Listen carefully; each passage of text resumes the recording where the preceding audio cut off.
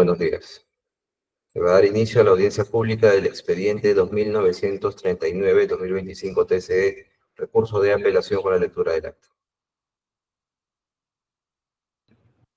Lunes 24 de marzo de 2025, audiencia pública de la segunda sala del Tribunal de Contrataciones del Estado, presidida por el vocal Daniel Alexis Paz Winches e integrado por los vocales Steven Aníbal Flores Olivera y César Arturo Sánchez Caminiti.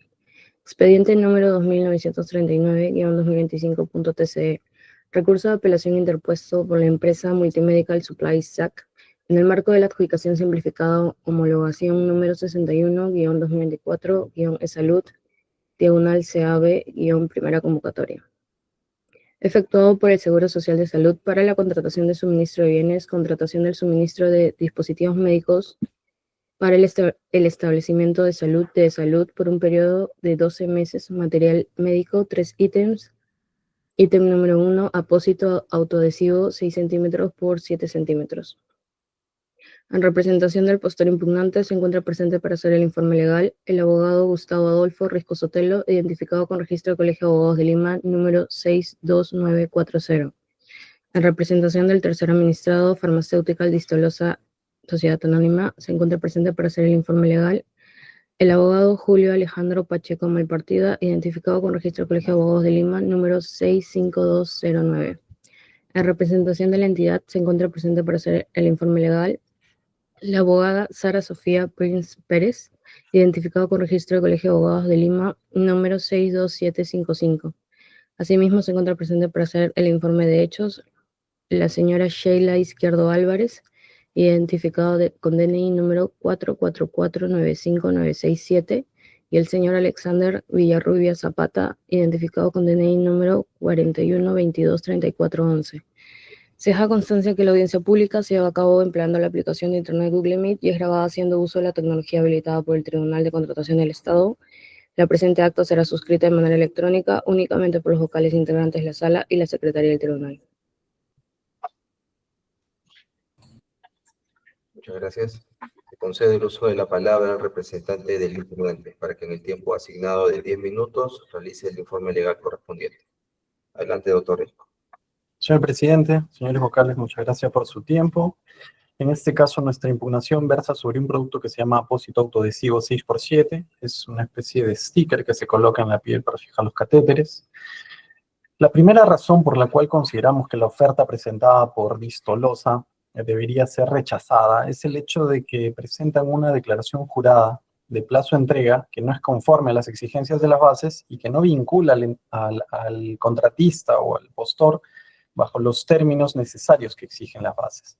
Dentro de las bases integradas, lo que se pedían eran una serie de condiciones respecto a la entrega, que iban a realizar 2 entregas, que la primera entrega tenía que ser máximo dentro de los 60 días calendario desde la firma del contrato, y que para las entregas posteriores de la segunda en adelante, se supone que la entidad debería remitir las órdenes de compra y el contratista debería entregarlas en el plazo máximo de 15 días calendario desde que esta orden de compra les fuese notificada. Entonces, como podrán apreciar, existen una serie de regulaciones importantes a nivel de plazo de entrega. También debemos mencionar que la entidad específicamente pidió una declaración jurada de plazo de entrega. Esto es importante para entender que el plazo de entrega no está subsumido, no está contenido en la declaración jurada de cumplimiento de especificaciones técnicas, sino que es una declaración jurada aparte y específica que la entidad la pidió como tal.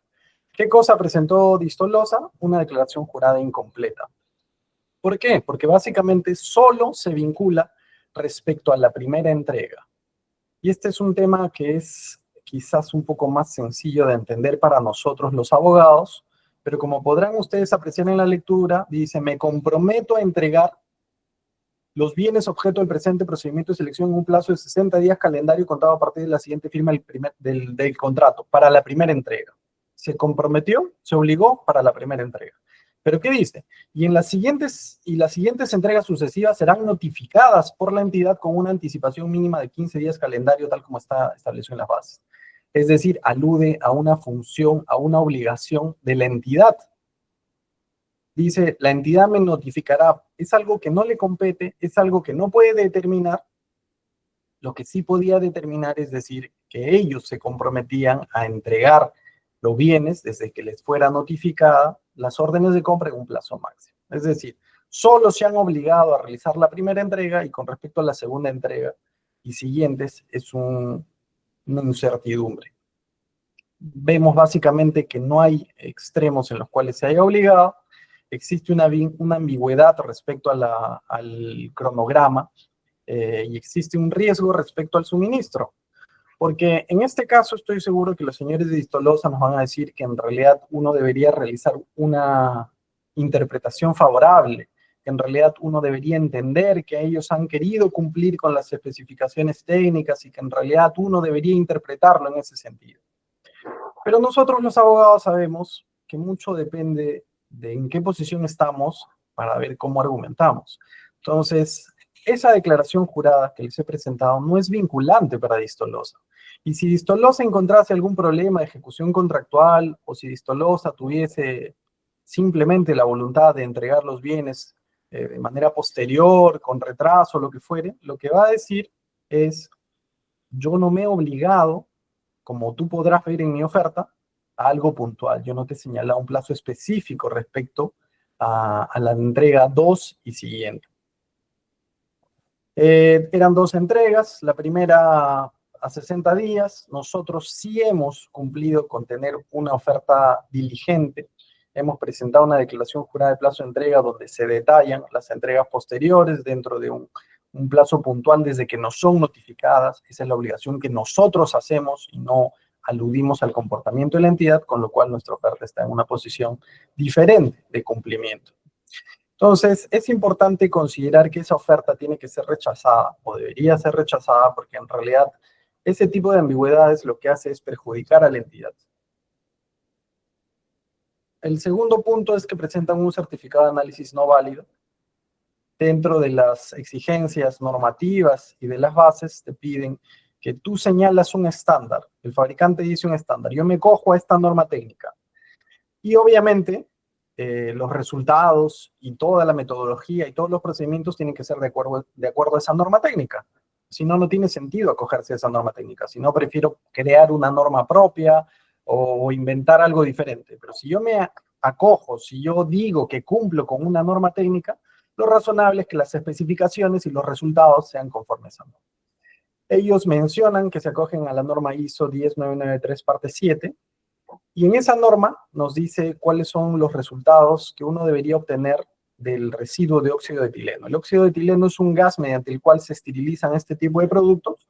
Se hacen unas pruebas y lo que nos dice la norma es que para productos que van a durar poco tiempo en el paciente deberíamos tener un residuo de menos de 4 miligramos en las primeras 24 horas. Eso es lo que dice la norma.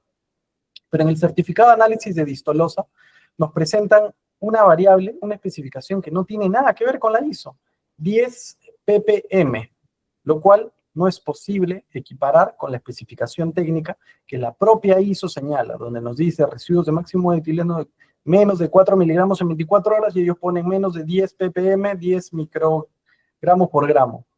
Entonces, es importante entender que no son equiparables, que no son posibles de convertir una dimensión a la otra, especialmente porque la especificación señalada en el certificado técnico de Distolosa no tiene un parámetro temporal, a diferencia de lo que sí sucede en la ISO, donde te dicen no mayor a 4 miligramos en las primeras 24 horas. Acá simplemente tienen un dato que es menor de 10 ppm. No señala parámetro temporal, a diferencia de lo que sí señala en la ISO. No es posible equipararlas. Existen riesgos para la entidad, se ve que definitivamente es un certificado de análisis que no puede considerarse adecuado cuando no cumple con la propia norma a la cual ellos se han acogido y lo que correspondería sería que sea declarada como no admitida su oferta. Respecto al tercer argumento, dentro de la normativa sanitaria, en el Decreto Supremo 16/2011, nos dicen una serie de cosas respecto a la validez del certificado de análisis. Define qué es un certificado de análisis y establece una serie de características, que tiene que estar firmado, que tiene que declarar cuál es la metodología a la que se acoge, que la metodología tiene que ser, o que los resultados tienen que ser conformes a esa metodología, etc. Y dentro de las exigencias nos dicen que tiene que estar firmado, de manera manuscrita, de manera digital, por el responsable del control de calidad del fabricante. No por cualquier persona, no tiene que estar firmado por el gerente general, por un comercial, no tiene que estar firmado por el gerente de administración, tiene que estar firmado por los responsables de control de calidad. ¿Qué cosa presentó Distolosa? Si podemos ir a su certificado de análisis, veremos que figuran una serie de personas, pero no se detalla quiénes son. No se detalla si es el gerente general, no se detalla si es el vigilante o si es alguien de control de calidad, no se puede saber. Este es un requisito de validez y en ese certificado de análisis no podemos determinar que las personas que firman este documento son las responsables del control de calidad. Esa es la diferencia entre el certificado de análisis que ha presentado Distolosa y el certificado de análisis que nosotros hemos presentado, donde sí se individualiza y donde sí se dice que los firmantes son los responsables del control de calidad. Claramente existe un documento que no cumple con los parámetros de la normativa sanitaria, y al no cumplir con los parámetros de validez de la propia normativa sanitaria, tiene que considerarse como un documento no válido, y en tal sentido debe considerarse como no presentado y en consecuencia toda la oferta como no presentada. Creo que he sido bastante rápido, eso sería todo. Muchas gracias. Gracias. Se concede el uso de la palabra al representante del tercero administrado para que en el tiempo asignado de 10 minutos realice el informe legal correspondiente. Adelante, doctor Pacheco. Muchas gracias, doctor. Muy buenos días con todos. Por favor, permiso para poder proyectar una PPT. Adelante.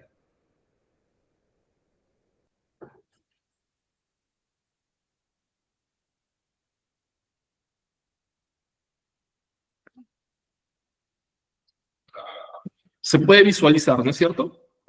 Se visualiza. Inicia su exposición. Muchas gracias.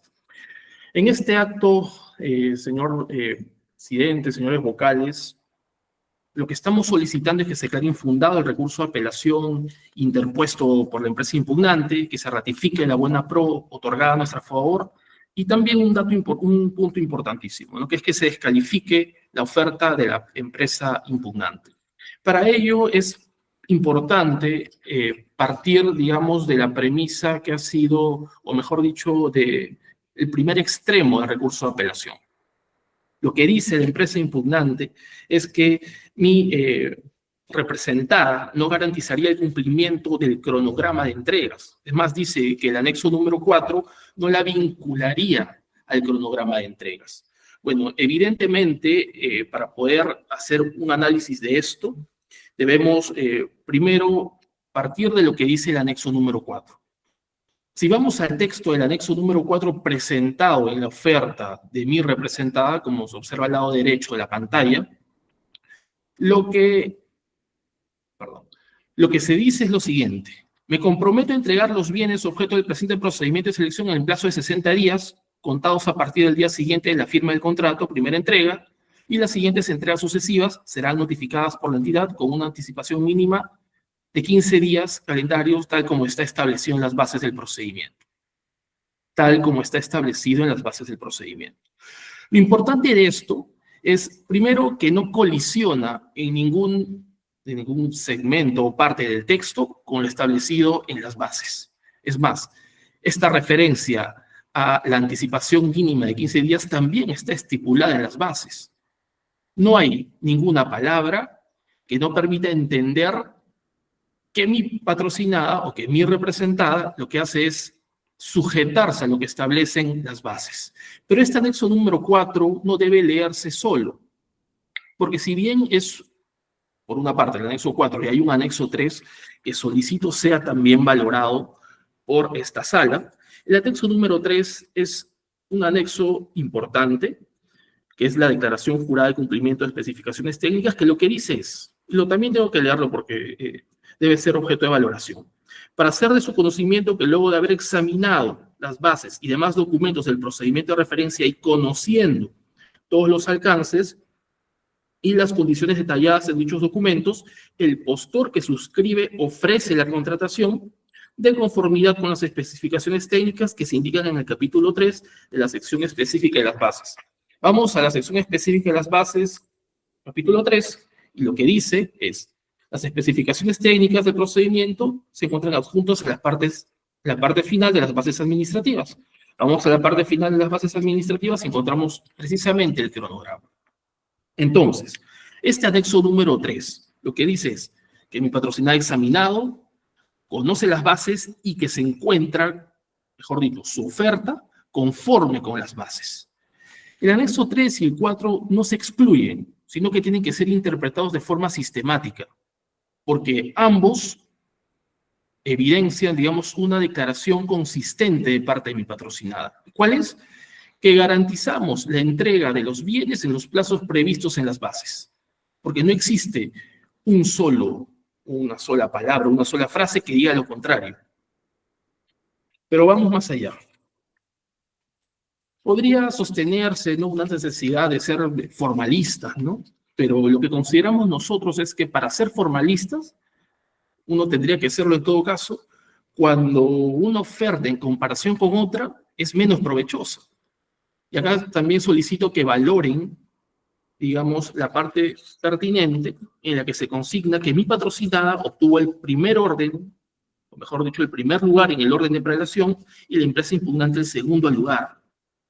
Mi patrocinada obtuvo 100 de puntaje, el segundo lugar 83.71, hay una diferencia. Entonces, desde la perspectiva de un adecuado uso de los recursos públicos y el principio de eficiencia, no podría sostenerse la revocación de la buena prueba a una empresa que evidentemente ha presentado una oferta que ha cumplido absolutamente con todo y además también está entregando una oferta económica que respeta los recursos públicos. Evidentemente esta diferencia es una diferencia que tengo que decirlo de 173.853 soles. Entonces, a la luz de la necesidad de cuidar los recursos públicos, la empresa impugnante evidentemente no tiene, digamos, desde la perspectiva del principio de informalismo, un sustento suficiente para invocar una descalificación, o en todo caso, que se revoque el otorgamiento de la buena prueba. Eso es por una parte. Respecto al otro, digamos, extremo del recurso de apelación, lo que nos dice la empresa impugnante es que el certificado de análisis, y es lo que hemos escuchado, tiene una parte en la que señala que no se ha detectado que la prueba de óxido de etileno no serían posibles, ¿no? La prueba de óxido de etileno tiene un resultado de no detectado. Lo cierto, y esta es la premisa sobre la cual debemos evaluar este caso, es que este documento ha sido presentado a la DIGEMIT. Y al ser presentado a la DIGEMIT ha sido evaluado y ha sido además validado por personal técnico y especializado en, precisamente, analizar estos aspectos como los resultados de procesos, digamos, de evaluación y análisis. Y esto ha sido a través de la resolución 2523-2020, DIGEMIT, y a través también de la resolución directoral 2219-2023, también de la DIGEMIT. Entonces, la DIGEMIT es evidentemente el órgano competente para evaluar estos aspectos. Pero el dato, además, también que debe tomarse en consideración es que la impugnante lo que nos trae es una opinión. No nos ha traído un documento, una pericia, no nos ha traído algún documento oficial de la OMS, FDA o de algún, digamos, otra instancia que permita en todo caso cuestionar la validación de la DIGEMIT, porque esto ha sido presentado a la DIGEMIT. Lo que nos trae es su opinión. Las opiniones se respetan, pero evidentemente para revocar una buena prueba, una opinión no basta. Más aún si lo que tenemos, y lo hemos también descrito adecuadamente en nuestro recurso de absolución del recurso de apelación, es que el resultado no detectado significa que la cantidad de óxido de etileno está por debajo del límite de detección del método analítico empleado. Este criterio es ampliamente reconocido en normas internacionales como la ISO 10993, la Farmacopea de Estados Unidos y de la Unión Europea. Entonces, este detalle consideramos que también vamos a poner en conocimiento de esta sala a través de un escrito, pero evidentemente la premisa es que esta información ha sido entregada a la DIGEMIT y la DIGEMIT como órgano competente la ha evaluado y además la ha validado. Y respecto al tercer cuestionamiento o extremo del recurso de apelación, tenemos que, si bien ha manifestado nuevamente la parte impugnante que falta incorporar datos o faltaría incorporar datos del profesional que firma el certificado de análisis, lo cierto es que el Decreto Supremo 016-2011 anexo 1, numeral 12, lo que establece simplemente es que debe estar suscrito por un profesional. No se exige el cargo firmante. Entonces, vamos nuevamente al hecho de que estos documentos han sido presentados al órgano competente para evaluarlos. Han sido presentados, han sido registrados y han sido validados. Entonces, esto no puede dar pie a revocar el otorgamiento de la buena pro. Y finalmente, trataré de ser muy resumido en esta parte, hemos también cuestionado a la empresa, la oferta a la empresa impugnante. El primer punto de cuestionamiento es la falta de autorización, ahí diría la falta de actualización de las actividades autorizadas en su BPA. Porque por una parte tenemos que en el año 2022 ellos obtuvieron un certificado de buenas prácticas de almacenamiento, número 1350-2022, está fojas 16 de su oferta. Sin embargo, en el año 2024, a fojas 47 de su oferta, a través de la resolución directoral 1504 del 2024, lo que se hace es una modificación de las actividades. Entonces, lo que han presentado con su oferta al impugnante es información desactualizada, porque lo que correspondería es actualizar también el certificado de buenas prácticas de almacenamiento en la medida en que ha habido una modificación de actividades posterior a la fecha del certificado de buenas prácticas de almacenamiento que se ha presentado en este caso. El segundo punto es la no presentación de la resolución directoral de rectificación del registro sanitario. Ciertamente hemos tomado conocimiento, y lo vamos a juntar, que la empresa impugnante ha obtenido la resolución directoral 7756 del 2024, el 5 de agosto del 2024, mediante la cual se autoriza registro sanitario y la impugnante no lo ha presentado. Hay una rectificación del registro sanitario en esta resolución y no ha sido presentada. Por otra parte, y ya para terminar, hay deficiencias en el certificado de análisis presentado, porque a diferencia de las deficiencias que se atribuyen al certificado presentado por mi representada, que son de fondo, podemos decirlo de alguna manera, son deficiencias que a opinión de la parte impugnante están relacionadas pues a los resultados de análisis. Lo que tenemos en el certificado de análisis que ellos presentan son cuestiones de forma, de estructura del certificado de análisis y que sí pueden ser evaluadas en este contexto. Es la no identificación ni codificación de técnicas propias del fabricante utilizadas en las pruebas de control de calidad, no cuenta con la fecha de inicio de análisis, fecha de liberación ni fecha de aprobación, lo que genera incertidumbre sobre la trazabilidad del producto, y no se consignan las fechas de las firmas del examinador y del supervisor. Es decir, hay omisiones de forma y de estructura del certificado de análisis que generan una incertidumbre sobre él. Y para finalizar, el cuarto punto es diferencias en la denominación del producto ofertado. Lo que dice la oferta de la parte impugnante es que la ficha técnica del proceso exige, lo que dice las bases es, la ficha técnica del proceso exige un apósito transparente adhesivo, 6 centímetros por 7 centímetros, mientras que la oferta del impugnante presenta un producto denominado Sterile Wound Dressing, cuya traducción literal es apósito estéril para heridas. Acá hay evidentemente una incongruencia, una ambigüedad que también afecta la certidumbre de la oferta. Muchas gracias. Muchas gracias. Se concede el uso de la palabra a las representantes de la entidad para que en el tiempo asignado de 10 minutos realicen de manera conjunta el informe legal y de hechos correspondientes. Adelante, por favor. Gracias. Buenos días con todos los presentes. En representación del Seguro Social de Salud nos encontramos ante el recurso de apelación homologación 31-2024, Salud CABE- para los establecimientos de salud por un periodo de 12 meses materialmente existente. Doctora, ¿me escucha? Por favor, no se está escuchando correctamente. Ahí ¿No se escucha? se le escucha, pero hay partes que se entrecortan. Sí, no apagamos. Ok, gracias. En representación del Seguro Social de Seguro, nos encontramos ante el recurso de apelación interpuesto por la empresa Multimedical Supplies en el marco de la adjudicación simplificada homologación 61-2024 Salud CAB-1 respecto al ítem 1, apósito autoadhesivo 6 centímetros por 7 centímetros. Respecto al recurso impugnativo se han encontrado dos puntos controvertidos. Si de lo declarado y adjuntado en la oferta de la empresa farmacéutica Listolosa S.A. cumple con presentar el anexo 4, declaración jurada de plazo de entrega, conforme a las bases integradas, y el segundo punto es si es que dicha empresa cumple con presentar el certificado de análisis u otro documento técnico autorizado en su registro sanitario, conforme a las bases integradas. Daré paso al doctor Alexander para la explicación de la declaración jurada de plazo de entrega.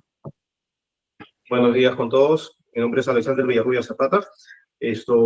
Voy a tocar el tema sobre el plazo de la entrega, ¿no? Presentado por la empresa Distolosa para este procedimiento de selección, que es la ASH, la aplicación certificada homologada 61-2024. Bien, si bien, como se puede evidenciar, ¿no? En el otorgamiento de la Buena Pro, la propuesta presentada por la empresa farmacéutica Distolosa fue admitida ya por el comité de selección, dado que en su anexo 4, como bien se menciona y se evidencia, ellos ofertan el plazo de las entregas tal cual están, bueno, no tal cual idénticamente en las bases del procedimiento, pero los plazos sí los menciona, que son a los 60 días para la primera entrega y a los 15 días de notificada, ¿no? La orden, en este caso, para las siguientes entregas. Menciona ahí para las siguientes entregas. Esto quiere entenderse, ¿no? De que son a partir de la segunda entrega para adelante. Son 2 entregas que estaban establecidas. ¿Ya? Y más, aunado a ello, menciona tal como está establecido en las bases del procedimiento. Si bien es cierto, o sea, en las bases del procedimiento están establecidas todas las características, las condiciones que se solicitan para las entregas, la empresa está dando en su declaración jurada, hace mención, como vuelvo a repetir, como está establecido en las bases del procedimiento, ¿no? Esto a nosotros nos da a entender de que la empresa está cumpliendo o está dando su veracidad de cumplir los plazos de la entrega solicitados. Respecto al segundo punto controvertido, le paso a la doctora Sheila.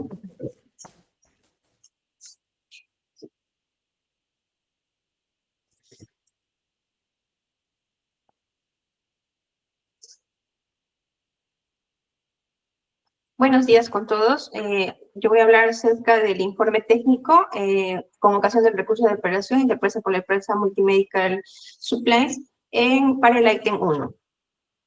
Si de lo declarado y adjuntado en su oferta la empresa farmacéutica Distolosa cumple con presentar el certificado de análisis u otro documento técnico autorizado en su registro sanitario conforme a lo establecido en las bases integrales.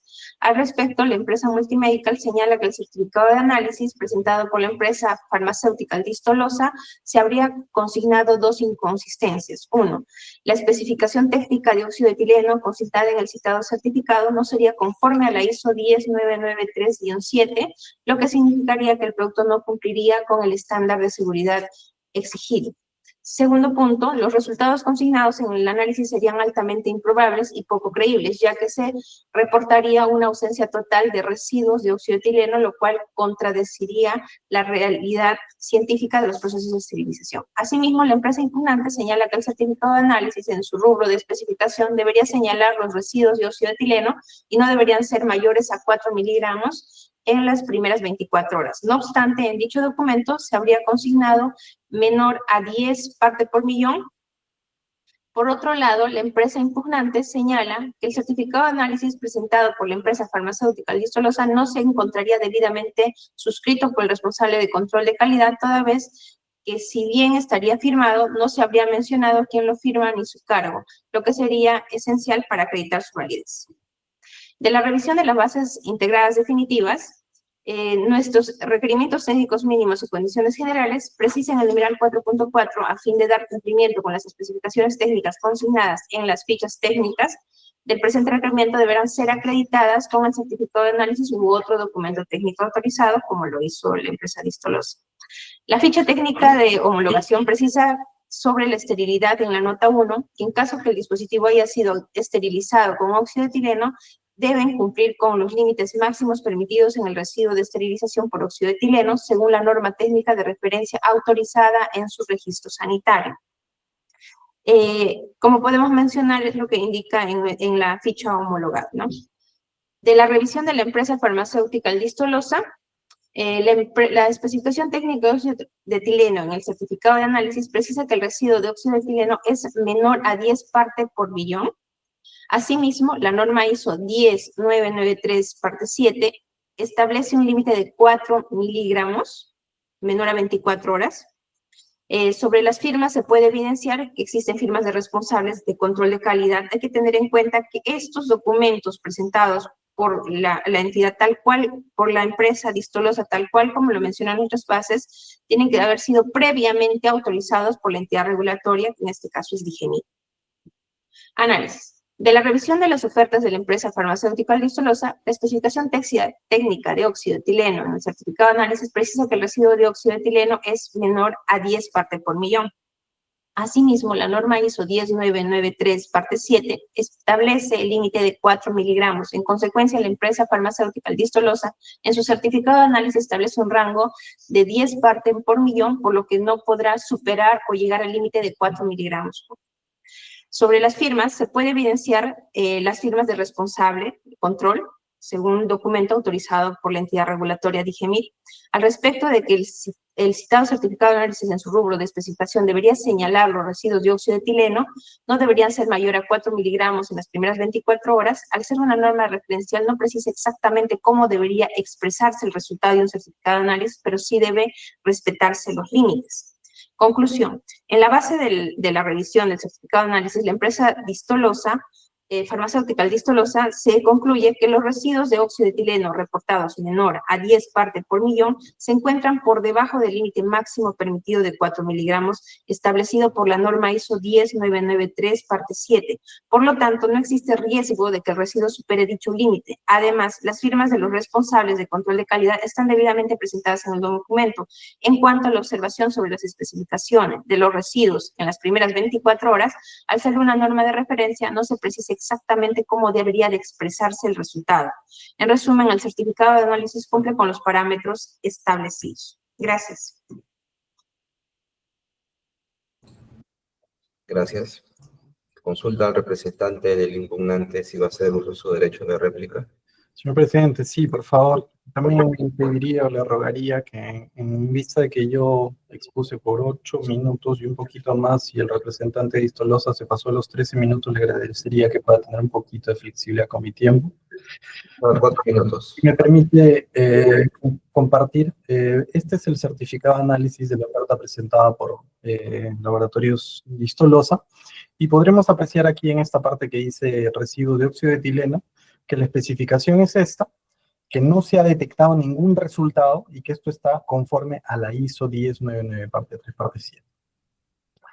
Sin embargo, si nosotros nos vamos a la ISO, veremos pues que en realidad el parámetro, y esta es la norma, dice hasta 4 miligramos por día, ¿no? Esto es lo que dice la norma técnica. Acá no estamos hablando de subjetividades, de opiniones, como señala el abogado de la contraparte, sino estamos hablando de normas técnicas. ¿Qué cosa es esto? La norma ISO 10993, parte 7, ¿no? Residuos de esterilización por óxido de etileno. Entonces, vemos claramente que en realidad el certificado de análisis de Distolosa no cumple con lo que dice la propia norma técnica. Y la representante de salud, de manera muy inesperada y sorpresiva para mí, nos dice que en realidad el resultado se puede manifestar de cualquier manera. Y no es así. La norma ISO nos da un parámetro temporal, a diferencia del resultado presentado en el certificado de Distolosa, donde simplemente no señalan parámetro temporal. Este resultado se obtiene ¿en cuánto? ¿En los primeros 10 minutos? ¿En una hora? ¿En el primer día, como señala la ISO? No se señala, sencillamente no se señala. Y en tal sentido, uno no puede sostener o uno no puede decir que en realidad es equiparable. Técnicamente eso es un absurdo. Definitivamente no tiene razón de ser. El segundo punto, en el cual también el abogado de Distolosa nos dice que nosotros somos subjetivos y que en realidad queda clarísimo que en realidad son nuestras opiniones, si nos remitimos al Decreto Supremo 16/2011, Reglamento para el Registro de Control, Vigilancia de Productos Sanitarios y Farmacéuticos, veremos que en el anexo relativo a los términos y definiciones respecto al certificado de análisis, ¿qué nos dice? Es un informe técnico suscrito por el profesional responsable de control de calidad. Responsable de control de calidad, no cualquier persona. ¿Qué dice el certificado de análisis presentado por Distolosa? Está firmado por alguien. ¿Por quién? No lo sé. Ahí me resulta inconcebible la posición de salud que dicen que no. De todas maneras tiene que haber sido suscrito por el responsable de control de calidad. ¿Cómo saben? ¿Cómo saben? O sea, yo en mi experiencia, que bueno, son algunos años, he visto certificados de análisis suscritos por comerciales, suscritos por el gerente general. La norma es puntual, no estamos hablando de opiniones subjetivas, estamos hablando de lo que dice específicamente la norma. Tiene que estar firmada por el responsable de control de calidad. ¿Aquí está firmado por el responsable de control de calidad? No se puede saber. Y era obligación de Distolosa asegurarse que su certificado de análisis cumpla con esos requisitos. Ese argumentar de decir, Digemit me lo ha aprobado así, bueno, yo no sé si este es el certificado de análisis que le ha aprobado Digemit, pero en todo caso, perfectamente se le puede preguntar a Digemit y se le puede decir, Digemit, por favor, ¿nos puedes mencionar que este resultado es razonable de acuerdo a la ISO 1099 parte 3?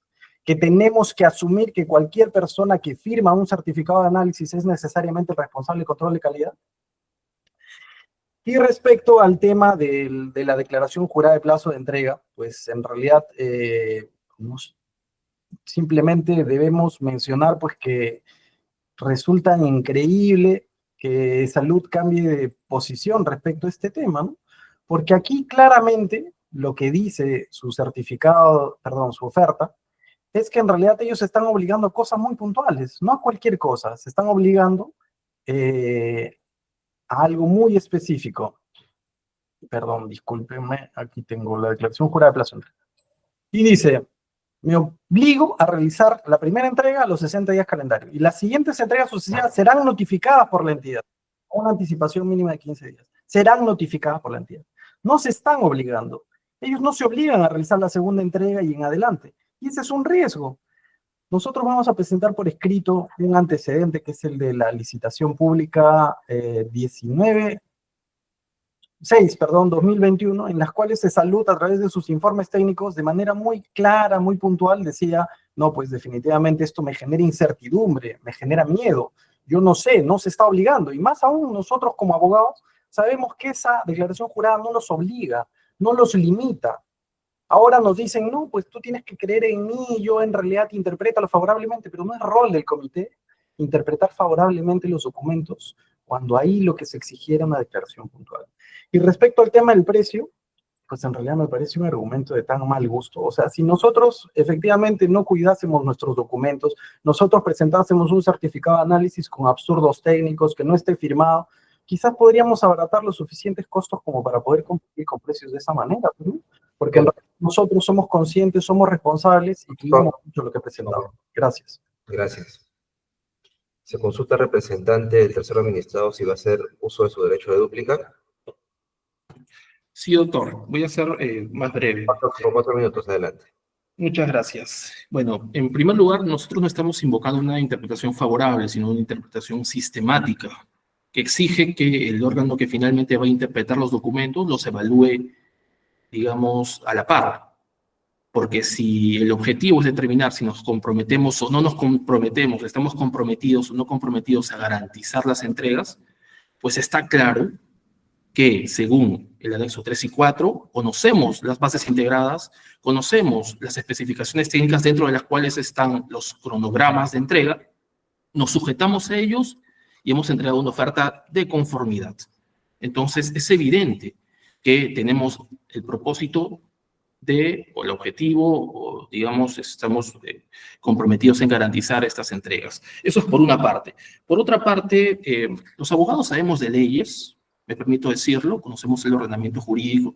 Sin embargo, creo que cometemos o estamos propensos a cometer errores cuando ya ingresamos en otras áreas, como la química, ¿no? O como algún área técnica que exige conocimientos especializados, 5 años de estudios universitarios. Entonces, por eso es que yo menciono que las opiniones hay que tomarlas en consideración, pero no necesariamente aceptarlas, ¿no? Sobre todo porque hay un principio básico, creo que del derecho procesal y procedimental, ¿no? Y es el de la carga de la prueba. Quien alega algo debe probar que lo alegue, digamos, debe probar su alegación. Y lo que nosotros hemos escuchado de la parte impugnante es que no sabe. Ha dicho, por ejemplo, para el caso de la firma, ¿no? De la firma de estas firmas, dice que no sabe quién es. No sabe quién es quien ha firmado. Entonces, si no sabe quién es quien ha firmado, ¿cómo así puede alegar que no es el personal competente para la firma? Un dato importante, y yo tengo que reincidir en esto, es que estos documentos han sido aprobados por la DIGEMIT, han sido presentados a la DIGEMIT. En fin, la DIGEMIT como órgano competente y han sido evaluados no por abogados, han sido evaluados por químicos farmacéuticos y profesionales del área de la salud. Entonces, este dato debe ser tomado en consideración a fin de desestimar el recurso de apelación presentado por la parte impugnante. Muchas gracias. Gracias. Se consulta a las representantes de la entidad si desean añadir algo a su informe. Por parte de la entidad no agregaremos nada más. Muchas gracias. Habiendo culminado con los informes, vamos a pasar a la sesión de preguntas. En tal sentido, se le consulta al doctor Flores si desea formular preguntas. Buenos días, señor presidente. Sí, por favor. Adelante, doctor. Gracias. Buenos días con todos los presentes. Bueno, le doy una consulta muy puntual al doctor Pacheco, representante del adjudicatario. Doctor, atendiendo al cuestionamiento formulado por el impugnante respecto del plazo en el que su representada entregaría los bienes a partir del segundo suministro, ¿cuál es entonces el periodo de tiempo ofertado por el postor que usted representa, justamente a partir de esa segunda entrega y las siguientes? Claro, el plazo realmente es el que está en las bases integradas. Nosotros, más allá de lo que yo pueda decir como abogado, lo que ha hecho mi representada es definirlo en el anexo 3 y 4, al decir que ha conocido, ha revisado y ha presentado una oferta de conformidad con lo previsto en las especificaciones técnicas, en el cual se encuentra el cronograma de entregas. Ya, entonces, a partir de la segunda entrega en adelante, usted nos dice que lo ofrecido por su representada es aquel plazo establecido en las bases integradas, en el cronograma de entregas, sin especificar un número de días exacto. Bueno, al decir que se encuentra conforme a lo que dicen las bases integradas, evidentemente lo está especificando. Sería no específico si no dijera que no se encuentra conforme con lo que establecen las bases integradas. Ya, dígame, entonces, pero bajo esa premisa, entiendo que sugiere, porque creo que también lo mencionó, que apliquemos en ese contexto el anexo 3, que es la declaración jurada de cumplimiento de especificaciones técnicas. Sí, que se lea el anexo 3 y 4 de manera sistemática. Pero bajo esa premisa, entonces, los postores no tendrían que adjuntar documentación adicional alguna en sus ofertas, siempre y cuando presenten el anexo 3. Porque como el anexo 3 están jurando que van a presentar todo conforme a las bases, claro, eso es necesario adjuntar mayor documentación adicional a ese anexo 3. Eso se debería analizar a la luz de un hecho, ¿no? Vamos a poner una hipótesis. Si en el anexo 4 se está presentando una declaración que colisiona con lo establecido en las bases, es decir, si se está proponiendo un plazo diferente, evidentemente tendría que dejarse sin efecto la oferta presentada, pero en este caso no hay ninguna, digamos, ningún texto, ningún enunciado, ninguna palabra que colisione con las bases. Es absolutamente compatible el anexo 4 que presentó mi representada con las bases integradas. Doctor, pero en el anexo 4 su representada, a ver, no estaríamos, según usted señala, con algún plazo ofertado que colisione con las bases, pero creo que eso no es lo que lo cuestionan. Lo que lo cuestionan es que sencillamente no hay un plazo precisado respecto de la segunda entrega y las siguientes. Bueno, lo que se nos cuestiona, entiendo yo, he leído el recurso de apelación y lo ha mencionado el abogado de la parte impugnante, es que no garantizamos o no estamos vinculándonos al plazo de las bases, que es finalmente el objetivo, ¿no? La consulta. O sea, ¿estamos vinculándonos a los plazos o no? Porque más allá de las controversias que puedan surgir sobre una coma, un espacio, una palabra de más, una palabra de menos, la pregunta es, ¿nos estamos sujetando a lo que dicen las bases? ¿Estamos comprometiéndonos a los plazos de entrega? Y la respuesta es sí. ¿Y cuál es el plazo de entrega entonces a partir de la segunda y las siguientes?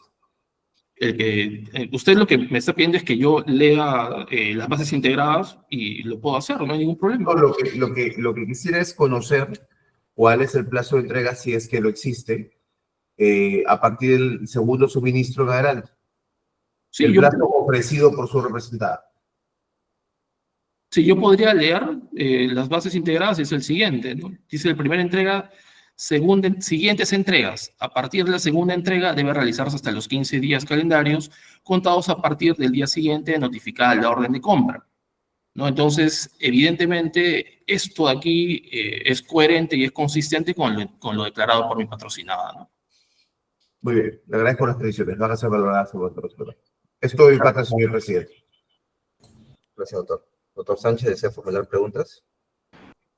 Buenos días, señor presidente. No tengo consultas a formular, gracias. Gracias. Por mi parte, tengo una consulta de igual manera para el doctor Pacheco.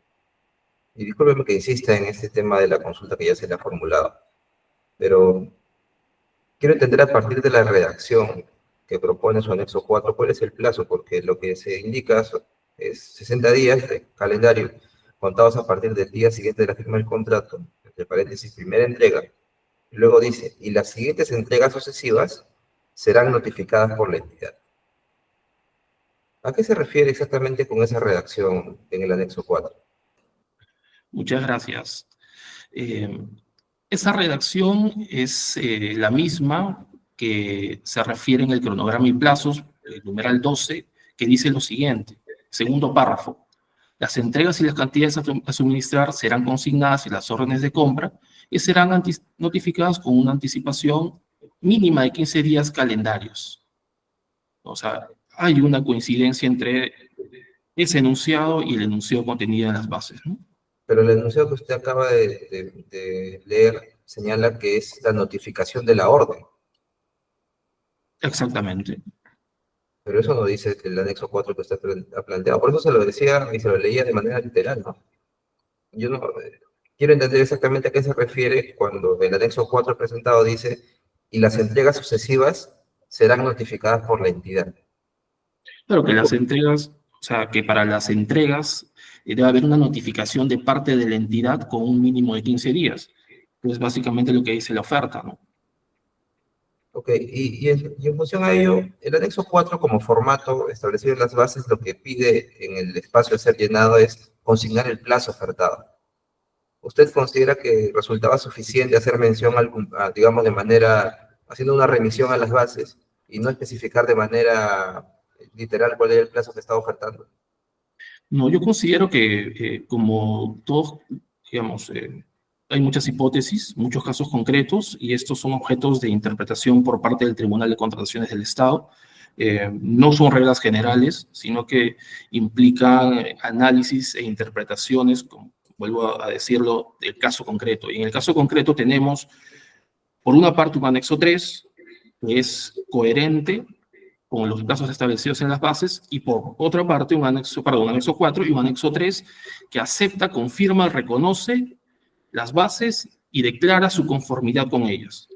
Quizás en otra hipótesis, otro caso concreto, podría deberse que en el anexo 4 se presenta un texto que colisiona con las bases. Entonces, evidentemente, hay una interpretación del Tribunal del OCE, tendría que, evidentemente, digamos, cuestionar esa oferta, pero en este caso no es así. Ok. Y ahora, por favor, para el representante del impugnante. Doctor Risco, respecto de los cuestionamientos que se han formulado contra su oferta, ¿qué podría comentar al respecto? Sí, vamos a presentar un escrito respondiendo a todos ellos. Por ejemplo, no tengo ahorita todos en la cabeza, pero cuestionaba el certificado de buenas prácticas de almacenamiento. Ese documento lo presentamos vigente al momento de la presentación de ofertas y posteriormente perdió vigencia porque tiene una vigencia temporal. Se renovó oportunamente, nunca se ha interrumpido la certificación de buenas prácticas de almacenamiento. El comité nos pidió subsanar, cosa que estaba registrada en el SEACE, y subsanamos. Respecto a los otros cuestionamientos, todos los documentos de nuestra oferta están integrales, están completos.